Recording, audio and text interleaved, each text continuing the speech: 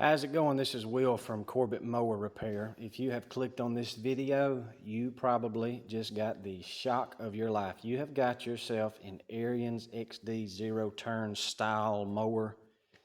Uses these kinds of spindle housings.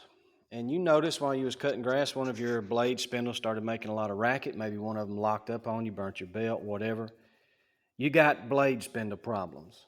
And you know that all three of them got the same amount of age on them, so you decide, well, I'm just going to get online and order all three of them and replace all three of them. You get online, and if you're like me, the cheapest one you can find is $172. That's before tax and shipping. So you may as well say $200 per blade spindle. There's three of them on the machine, so that's over $600 in parts, not to mention if you're going to hire somebody else to do the work. That is unacceptable. These Ariens really did wrong on this. These are non-serviceable spindle housings. There is not a grease fitting on here. They don't want you to be able to service these things. They don't even want you to be able to take them apart. What they want you to do is, when they start giving you trouble, go and buy a new one. The man that has this machine, he's had it 3 years. And he's already having blade spindle issues. So it doesn't make sense to every 3 years have to spend over $600 on the blade spindles. That's if you're going to charge $200 for a spindle housing, at least have a grease fitting on it. So what I want to do is hopefully save you a whole lot of money. And it's pretty simple. You need a vise.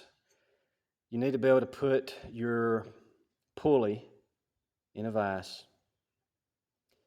If you don't have a vise, see if your wife will hold the pulley for you while you try to break this loose. Mine wouldn't hold it for me. I don't know what the problem is, but I'm going to recommend the vise.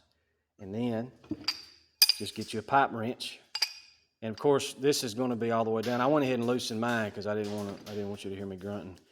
But once you've got it locked in, that will spin right off, lefty-loosey.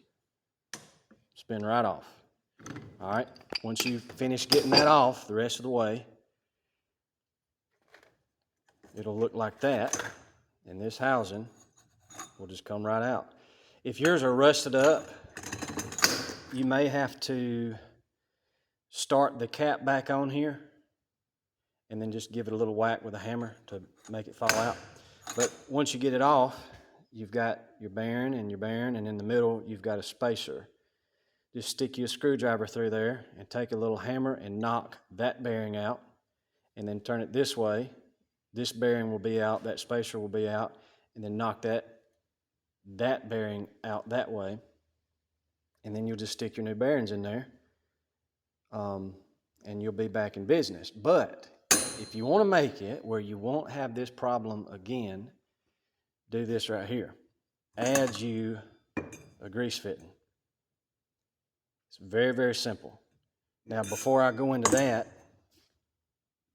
you've got to make sure that when you put your new bearing in there, you pop the seal out. This is the old bearing, but your new bearing is going to have a seal on both sides.